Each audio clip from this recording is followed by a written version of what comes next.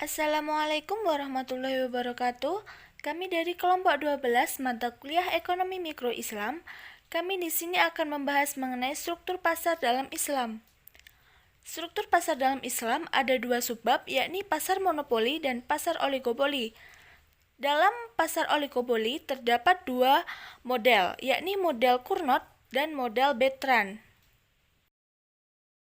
Sebelumnya, perkenalkan anggota kelompok kami. Yang pertama, Irdina Amalia dengan NIM 054, yang kedua Vicky Julia Rahmandani NIM 068, yang ketiga Yohanes Renita dengan NIM 093.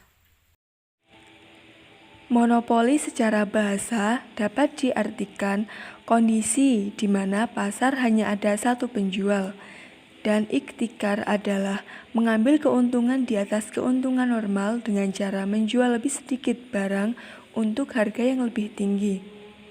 Titik optimal penjual terjadi ketika MC sama dengan MR, karena bentuk kurva permintaan D berupa garis slope negatif dari kanan atas ke kiri bawah, maka kurva permintaan D tidak berhimpit dengan kurva marginal revenue. Berbeda dengan monopolistic competition yang slope-nya landau, kurva permintaan D pada pasar monopoli bentuknya curam.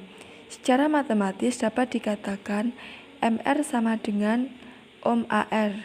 Katakanlah kurva permintaan D adalah permintaan D dibagi P sama dengan A min BI. Diimplikasi slope sama dengan min B. Total revenue sama dengan P dikali X sama dengan A min BI kuadrat. AR sama dengan TR dibagi Hi sama dengan AHI min BI kuadrat sama dengan A min BI. Diimplikasi slope sama dengan min B. MR sama dengan D buka kurung BI tutup kurung dibagi DI sama dengan A min 2 BI. Implikasi slope sama dengan min 2B. Jadi kurva D berhimpit dengan kurva AR, sedangkan kurva MR sama dengan Ohm AR. Selanjutnya adalah oligopoli. Secara bahasa, oligopoli berarti ada beberapa penjual di pasar. Boleh dikatakan oligopoli merupakan pertengahan dari monopolistic competition. Dalam pasar oligopoli, di mana ada sedikit penjual yang menjual barang yang sama, maka aksi penjual harus memperhatikan reaksi penjual lain. Ada dua aksi yang dapat diambil penjual, yaitu yang pertama, menentukan beberapa kuantitas yang akan diproduksinya. Model yang menjelaskan hal ini adalah Cournot Quantity Competition. Yang kedua adalah menentukan beberapa harga yang akan ditawarkannya.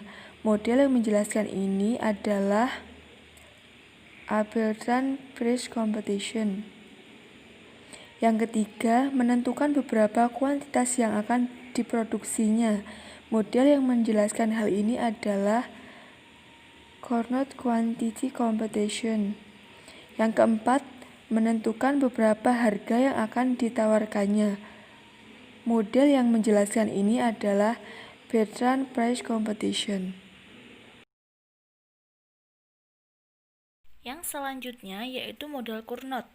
Cournot mengembangkan model ini pada tahun 1835 dengan asumsi hanya ada dua penjual barang yang sama. Katakanlah di pasar hanya ada dua penjual air mineral, Aqua atau perusahaan 1 dan Ades perusahaan 2.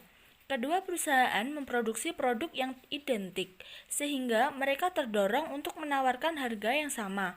Dalam model Cournot, pilihan lagi Aqua dan Ades adalah menentukan berapa banyak kuantitas yang akan diproduksi Aqua atau Q1 dan Ades atau Q2. Setelah mereka menentukan berapa banyak Q1 dan Q2, mereka akan menentukan harga yang dapat diterima pasar, sehingga seluruh produksi Q1 plus Q2 habis diserap pasar. Katakanlah fungsi total biaya masing-masing sebagai berikut. Yang pertama Aqua. TC1 sama dengan 10Q1. ADES TC2 sama dengan 10Q2. Dengan kata lain, kedua perusahaan mempunyai marginal cost Rp10 per unit. Apabila Q1 sama dengan Q2 sama dengan 10, maka TC1 sama dengan TC2 sama dengan 100. Katakanlah permintaan D adalah P sama dengan 100 min Q1 min Q2. Karena harga ditentukan dari beberapa kuantitas Q1 plus Q2 yang ditawarkan ke pasar, maka Aqua akan menentukan berapa produksinya Q1 dengan memperkirakan berapa tingkat produksi ADES Q2. Demikian sebaliknya, ADES akan menentukan berapa produksinya atau Q2 dengan memperkirakan berapa produksi Aqua atau Q1. Keseimbangan Cournot P kali Q1 kali Q2 akan terjadi apabila Aqua dapat memaksimalkan keuntungan. Yang kedua, ADES dapat memaksimalkan keuntungannya.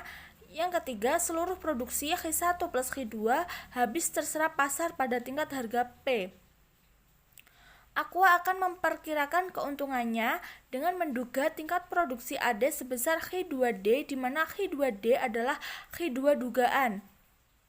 Sama dengan revenue dikurangi total cost. Sama dengan P1 Q1 min TC1 sama dengan 100 dikurangi Q1 dikurangi Q2D dikali Q1 dikurangi 100 Q1 sama dengan 90 Q1 dikurangi Q1 kuadrat dikurangi Q2D Q1. Katakanlah Q2D konstan dan kira-kira cari derivatif terhadap Q1 kita dapat. Untuk mencari tingkat keuntungan maksimal Aqua, maka derivatif harus 0, sehingga 0 sama dengan 90 dikurangi 2 Q1 min Q2D. Berarti keuntungan maksimal Aqua akan terjadi pada saat Q1 sama dengan 45 dikurangi 0,5 Q2D atau fungsi reaksi Aqua.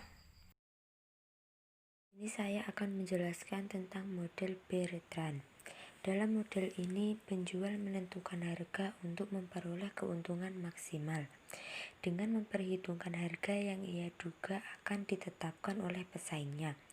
Dalam model ini, penjual tidak memperhitungkan bahwa pesaingnya akan bereaksi bila telah mengetahui harganya. Jadi, setiap penjual menganggap harga pesaingnya tetap. Sekian materi yang dapat kami sampaikan. Ada kurang lebihnya mohon maaf. Wassalamualaikum warahmatullahi wabarakatuh.